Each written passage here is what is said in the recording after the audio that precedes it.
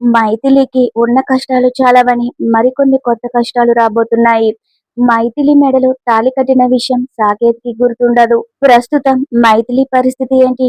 వారసురాలు serial మే 19వ ఎపిసోడ్‌లో ఏం జరిగిందో ఈ వీడియోలో తెలుసుకుందాం. మైథిలి సాకేత్‌ల వివాహం గుడిలో పెద్దల సమక్షంలో జరుగుతుంది. ఇక మైథిలి సాకేత్ దగ్గర ఆశీర్వచనాలు తీసుకుంటుంది. తాళి చూసుకుని చాలా సంతోషపడుతూ ఉంటుంది. ఇక సాకేత్‌ని తన ఒడిలో పడుకోబెట్టుకుని తెల్లారేదాకా సాకేత్‌ని చూస్తూ అలా గుడిలోనే గడిపేస్తారు. తెల్లవారాక తాగిన మత్తులో ఏం జరిగిందో కూడా సాకేత్‌కి అర్థం కాదు. బయలుదేరదామా అంటాడు. రాత్రి ఏం జరిగిందో గుర్తులేదా అని మైథిలి గుర్తు చేయబోతూ ఉంటే, నాకసలు ఏమీ గుర్తులేదు. ఏమైనా పిచ్చి పని చేశానా అంటాడు. అదేంటి రాత్రి జరిగిందేమీ గుర్తులేదా అంటుంది. గుర్తుండడానికి ఏముంది అంటాడు. అది తాగిన తర్వాత నాకు మత్తుగా నిద్ర వచ్చేసింది. పొద్దున్నే లేచాను అంతే కదా అంటాడు. అసలేం జరిగిందో మైథిలి చెప్పబోతూ ఉంటే ఇక ఈలోపే చందన వచ్చేస్తుంది. ఇక గుడిలో చందన కనిపించడంతో ఇద్దరు బయటికి వెళ్తారు. ఫోన్ మర్చిపోయావని మైథిలికి చందన ఇస్తుంది. ఫోన్ ఇంట్లో వదిలేసి నువ్వెక్కడికి వెళ్ళిపోయావని అడుగుతుంది. నన్నెవరో కిడ్నాప్ చేయడానికి ప్రయత్నించారు. ఆ సమయానికి బాస్ వచ్చారు కాబట్టి బ్రతికిపోయాను అంటుంది మైథిలి. అయితే నా మీద ఎటువంటి అనుమానం రాలేదనుకుంటా అని చందన తన మనసులో అనుకుంటుంది. అవును నువ్విక్కడికి ఎందుకొచ్చావు? మమ్మల్ని వెతుక్కుంటూ ఎందుకొచ్చావు అని సాకేత్ అంటాడు. ఈ గుడి దగ్గర కొన్ని శుభలేఖలు పంచిపెట్టాలి. ఎక్స్ట్రా శుభలేఖలు తెచ్చాను అంటుంది. బయలుదేరదామని సాకేత్ అంటే పెళ్లికి ఎలాంటి ఆటంకాలు కలగకూడదని దేవుడికి దండం పెట్టుకుందాం రా అని లోపలికి తీసుకెళ్తుంది. ఇద్దరూ దండం పెట్టుకున్నాక వెళ్దామా అంటుంది. ఇక చందనాని లాగిపెట్టి ఒకటి కొడతాడు. మైత్రిని చంపేద్దాం అనుకున్నావా అని సాకేత్ అంటాడు. ఏం మాట్లాడుతున్నావు అంటుంది చందన. నువ్వు మైత్రికి మత్తుమందు ఎందుకు ఇచ్చావు అంటాడు. నిలదీస్తాడు. మైత్రిని ఎక్కడికి పంపించేయాలనుకున్నావు? అసలు ఏం చేయాలనుకున్నావు అంటాడు. నువ్వేం మాట్లాడుతున్నావో నాకు అర్థం కావట్లేదని చందన అంటూ ఉంటే ఏం జరిగిందో అర్థం చేసుకోలేని అనుకున్నావా నువ్వు? నీ ఫ్రెండ్ కార్తీక్ ని చూడగానే నాకు అనుమానం వచ్చింది అంటాడు. కారు ఇమ్మని అడిగితే కారణం కూడా సరిగ్గా చెప్పడం లేదు. నువ్వు నీ ఫ్రెండు మైథిలిని ఎందుకు టార్గెట్ చేయాలనుకున్నారు? అసలేం జరిగిందో చెబుతావా లేదా అని నిలదీస్తాడు. నా బావని నేను దక్కించుకోవాలనుకున్నాను. మా పెళ్లి జరిగే వరకు ఎలాంటి ఆటంకాలు ఉండకూడదు అనుకున్నాను. మన పెళ్లికి మైథిలియే ఆటంకంగా ఉంటుంది అనిపించింది. అందుకే మైథిలిని మన ఇంటికి దూరంగా ఉంచితే మన పెళ్లికి ఎటువంటి అడ్డు ఉండదనిపించింది. అందుకే అలా చేశాను అంటుంది. నీ అనుమానాల కోసం ఎవరినైనా బలి చేస్తావా? ఎవరు ఏమైనా పర్లేదా అంటాడు సాకేత్. తనకేమీ కాలేదు కదా!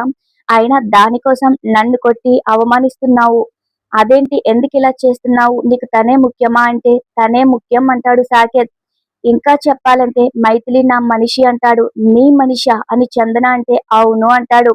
నేనెన్నో కలలు కంటున్న మెడిసిన్ బయటికి రావడానికి నాకు మైథిలి ఒక వారధి. నేను కన్న కలలు తీరడానికి మైథిలి ఒక పునాది. మన మెడిసిన్ కి హ్యూమన్ రైట్స్ జరగకపోతే కంపెనీ కూలిపోతుందని నీకు తెలుసుగా. నువ్వు కూడా ముందడుగు వేసి సాహసం చేయలేకపోయావు. ఆ సమయంలో మైథిలియే తన ప్రాణాలు పణంగా పెట్టి ముందుకొచ్చింది. రేపు మెడిసిన్ సక్సెస్ఫుల్ గా మార్కెట్లోకి వస్తే దానికి ప్రధాన కారణం మైథిలియే అవుతుంది. రేపు మన కంపెనీకి ఊహించలేనంత గొప్ప పేరొస్తుంది. దానికి కారణం కూడా మైథిలియే అవుతుంది. అందుకే మైథిలి నా మనిషి అంటాడు. హ్యూమన్ రైట్స్ కి ధైర్యం చేసి మైథిలి వచ్చిందని నేను ఒప్పుకుంటున్నాను. అంత మాత్రం చేత నిన్ను పెళ్లి చేసుకోబోయే అమ్మాయి కంటే కూడా మైథిలి ఎక్కువవుతుందా అని చందన అంటూ ఉంటే అవును అంటాడు. ఇంకా చెప్పాలంటే నువ్వు కూడా మైథిలికి రుణపడి ఉండాలి అంటాడు. కానీ నువ్వేం చేస్తున్నావు? వీలైనప్పుడల్లా అవకాశం దొరికినప్పుడల్లా తన్ని ఇబ్బంది పెడుతున్నావు, వేధిస్తున్నావు అంటాడు. ఇప్పటి వరకు ఏం జరిగిందో వదిలేసాయి. ఇక మీదట మైథిలికి ఏమైనా జరిగితే ఊరుకోనని సాకేత్ అంటాడు. నీ కాబోయే భార్య కన్నా ఆ మైథిలి ఎక్కువైందా అంటే ఇంకా పెళ్ళవ్వలేదుగా అంటాడు. పెళ్ళయ్యాకనే నువ్వు నా భార్యవవుతావు. అప్పటి వరకు నీ హద్దుల్లో నువ్వు ఉండు అని మైథిలి జోలికి రావద్దని సాకేతిక్ అక్కడి నుంచి వెళ్ళిపోతాడు. ఆ తర్వాత వాళ్ళు ఇంటికి బయలుదేరుతూ ఉంటారు. అలా కారులో వెళ్తూ ఉంటే చందనకి కైలాసనాథ్ ఫోన్ చేస్తాడు. ఇప్పుడు నేను మావయ్యతో ఏం మాట్లాడినా కిడ్నాప్ చేసిన విషయంలో మావయ్య హస్తం కూడా ఉందని బావకి తెలిసిపోతుంది. తర్వాత మాట్లాడొచ్చులే అని ఫోన్ కట్ చేస్తుంది. చందన ఎందుకు ఫోన్ కట్ చేసింది? మైథిలి విషయంలో నేను వేసిన ప్లాన్ ఎంతవరకు వచ్చింది? అది వర్కౌట్ అయ్యిందో లేదో తెలుసుకుందామంటే ఫోన్ లిఫ్ట్ చేయడం లేదేంటి అని కైలాసనాథ్ అనుకుంటూ ఉంటాడు. ఆ మైథిలి ఎట్టి పరిస్థితుల్లోనూ ఈ ఇంటి దరిదాపుల్లో కనిపించకూడదు. సాకేత్ చందనల పెళ్ళయ్యే వరకు దూరంగానే ఉండాలని అనుకుంటూ ఉంటాడు.